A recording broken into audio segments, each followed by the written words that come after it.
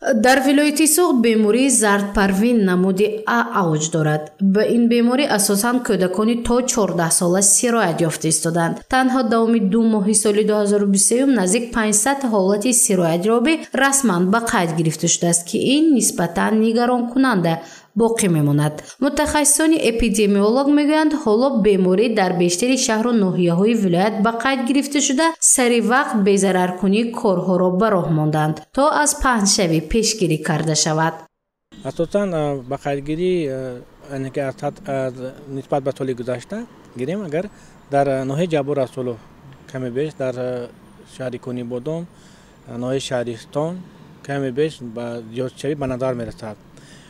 ва пас аз гирифтани ҳар як ҳодисаҳои ба қайдгирии бемории сироятӣ, яъне ки хабари оҷилии сироят аз муассисаҳои тандурустӣ бевосита соҳаи центри эпидемиологӣ дар кӯраи беморӣ тадбирҳои хотимавӣ, яъне ки чорабиниҳои безараргардонии хотимавӣ бо мақсади аз байн бурдани манбаи сироят роҳандозӣ карда истодааст.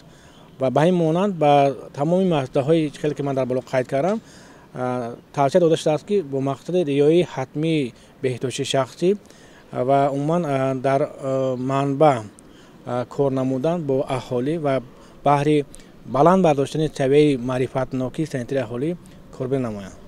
давоми ҳафтаи гузашта танҳо аз муассисаи таҳсилоти ҳамагонаи рақами 31 2 нафар хонанда ба бемории сироятии зардпарвин намуди А сироят ёфтанд. яке духтар ва дигаре писар буда, онҳо хонандаҳои синфи 4 ва 8 мебошанд. баъди расидани хабари фаврӣ корҳои безараргардонӣ ва маҳдудкунӣ дар синфхонаҳои мактаб анҷом дода шуд. аз тарафи маркази санитарӣ ва эпидемиологии шаҳри Хуҷанд омада ҳама ҷои мактабро дезинфексия карда истоданд, ки ин ҳам бошад барои пешгирӣ намудани бемориҳои сироятӣ ва инчунин бемории сироятии зардпарвин мебошад. ҳама синфхонаҳо, ҳама ҷойҳое ки ташнобҳо бо хлор тоза карда шуда истодааст ва аз тарафи ҳамшираи тиббии муассиса низ корҳои фаҳмондадиҳӣ инчунин дар байни хонандагон, дар байни омӯзгорон гузаронида истодаем. бемории сироятии зардпарвин дар муассисаҳои томактабӣ ва муассисаҳои таҳсилоти миёнаи умумӣ низ ба қайд гирифта шудааст. оғози моҳи равон дар гимназии 24 низ як хонанда сироят ёфт ва хушбахтона сари вақт корҳои маҳдудкунӣ анҷом дода шуда аз паҳншавӣ пешгирӣ карда шуд. ҳоло вазъ дар ин муассиса ором буда, дар ҳоли ҳозир дигар аз хонандагон сироят наёфтаанд. ҳар рӯз бо гипохлорити калсий 2 маротиба тоза мекунонем ва дар син чанд нафаре ки набошад мо маҳдудият карда онро назорат мекунем. рӯз 30-35 рӯз онҳоро мо дар зери назорат гирифта температурашонро мебинем, мепурсем аҳволашонро, ранги пешоб, ранги ахлот ва ранги пӯсташонро мепурсида меистем. дар ҳамин ҳол ҳоло дар шӯъбаи зардпарвини кӯдаконаи беморхонаи касилаҳои сирояткунандаи шаҳри Хуҷанд 25 нафар табобат мегиранд. инҳо ҳама кӯдакони то 16 сола мебошанд, яъне бештари онҳо ҳам дар муассисаҳои томактабӣ, яъне кӯдакистон ва ҳам ба мактаб мераванд. хушбахтона рафти табобат осонтар аст ва ҳолати фавт ба қайд гирифта нашудааст. ин духтараки 5 сола барои табобат бо модаркалонаш омадааст.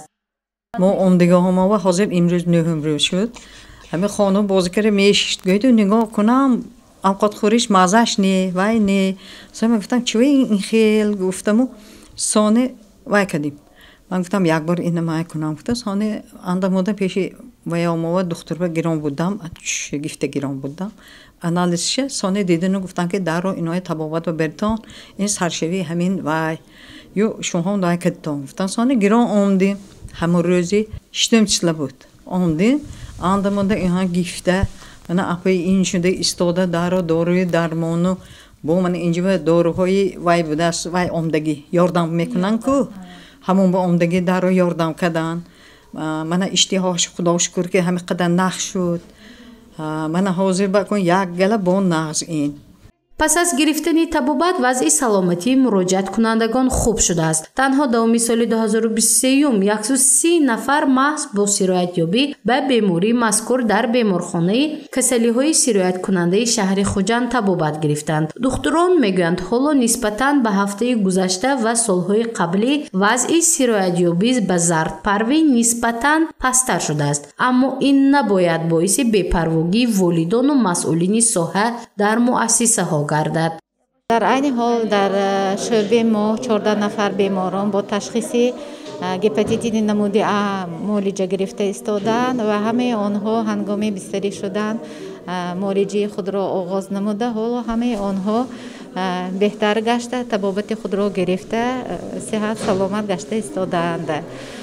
باید قید کرد که در سال جاری در 3 ماه اول همگی 129 نفر بیماران با همین تشخیصی هپاتیت نمود A به بیمارخانه ما وارد شدند و خدا بشکر است که همه آنها معالجه را گرفته با صحت سلامتی از اینجا برگشتند. متخصصان سرایتشناس و اپیدمیولوگ ها توصیه می دهند هنگام دلبهوزری و قید کردن کودک سری وقت به دکتر مراجعت نموده تبابت را آغاز نمایند، زیرا حالا موسم سرایت یابی به زرد پروین نمود A می باشد. در عکس حال احتمالیت ضرر دیدن جگر در ارگانیسم شده می تواند. گزارش مافت نشکور و نسیم رحیموف برای برنامه اطلاعاتی خبر.